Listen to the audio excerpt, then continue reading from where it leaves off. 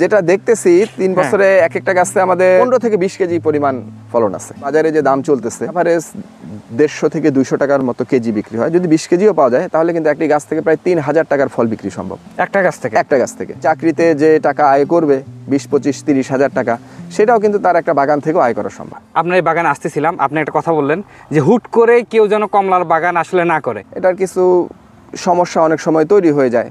ফল ঝরে পড়ার সমস্যা হয়, অনেক সময় সানবার্ন হয়ে যায়।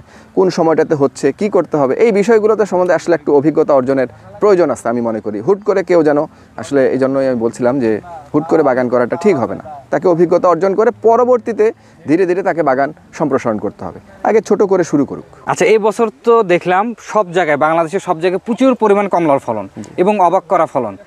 আসলে অনেকেই এই ধরনের আগ্রহ প্রকাশ করবে যে আমি 2-4টা গাছ রোপণ করবো বা হচ্ছে বাণিজ্যিকভাবে করবো। অনেকেই এগুলো চারা নিয়ে আসলে অনেকের হচ্ছে মনের আশা পূরণ করবে এবং অনেকের মনের আশা পূরণ করতে পারবে না, কারণ তার প্রতারণার মানে একটা ফাঁদে পড়বে।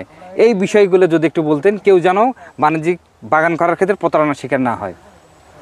আমি আসলে প্রথমে যেটা বলছিলাম যে বাণিজ্যিক বাগান অভিজ্ঞতা একটা গুরুত্বপূর্ণ বিষয়, জাত একটা গুরুত্বপূর্ণ বিষয়।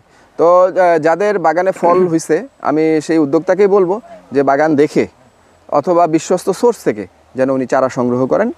আর নতুন হলে অবশ্যই তাকে আগে অভিজ্ঞতা অর্জনের জন্য ছোট আকারে একটা বাগান করে অভিজ্ঞতা অর্জন করে পরবর্তীতে তার বাগান সম্প্রসারণের আমি পক্ষপাতী। এটা আমি সবার ক্ষেত্রেই এই কথাটাই বলি যে কোনো বাগান শুরু করতে গেলে আগে নিজে একটু অভিজ্ঞতা অর্জন করার প্রয়োজন আছে। তো আমি আশাবাদী যে বাগানে কিছু ফলের যে মিষ্টতা আসছে, এটা আমাদের অন্যান্য যে কোনো বিদেশি যে জাতগুলো আছে তাদের সমপর্যায়ের আমার কাছে এখন পর্যন্ত মনে হয়েছে।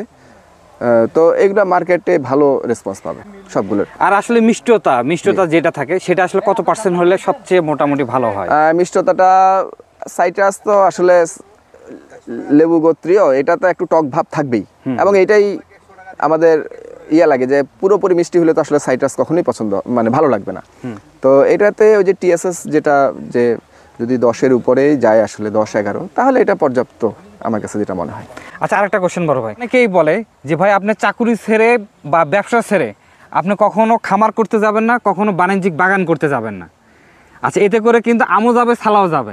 এই বিষয়টা যদি একটু শেয়ার করতেন। হ্যাঁ, আমি যেটা বলি যে আসলে যে কোনো একটা কাজকেই আসলে ভালোভাবে বেছে নিতে হবে। চাকরি করলে চাকরি, আর যদি কেউ উদ্যোক্তা হতে চায় তাহলে তাকে ভেবে চিন্তেই আসলে নামতে হবে।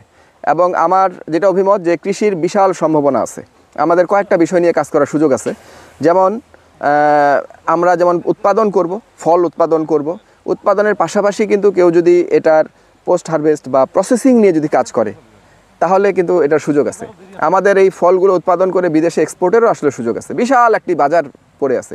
তো অতএব বলবো যে যদি আমাদের শিক্ষিত উদ্যোক্তারা যদি এই লাইনে আসে অবশ্যই সফল হবে। আসলে একটা গাছে এই বছর আপনি কেমন আশা করতেছেন? একটা গাছ যেটা দেখতেছি 3 বছরে এক একটা গাছে আমাদের 10, 15, 20 কেজি অ্যাভারেজে 15 থেকে 20 কেজি পরিমাণ ফলন আছে। আচ্ছা, তো একটা যদি হিসাব আমি আপনার সাথে শেয়ার করি আমাদের উদ্যোক্তাদের জন্য, একটা কমলার গাছে যদি আমরা এখন বাজারে যে দাম চলতেছে, এটা অন এন অ্যাভারেজ 150 থেকে 200 টাকার মতো কেজি বিক্রি হয়। যদি 20 কেজিও পাওয়া যায় তাহলে কিন্তু একটি গাছ থেকে প্রায় 3000 টাকার ফল বিক্রি সম্ভব একটা গাছ থেকে।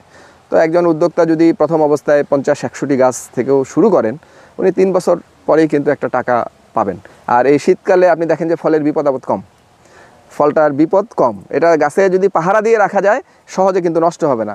আমাদের দেশের উন্নতির জন্য কৃষির কোনো বিকল্প নেই। কৃষিতে উৎপাদন যেমন করতে হবে, প্রসেসিং করতে হবে, এক্সপোর্ট করতে হবে, এই স্বপ্ন নিয়ে আগাইতে হবে। কষ্ট হবে, তবে লেগে থাকতে হবে, ইনশাআল্লাহ সফলতা আসবে।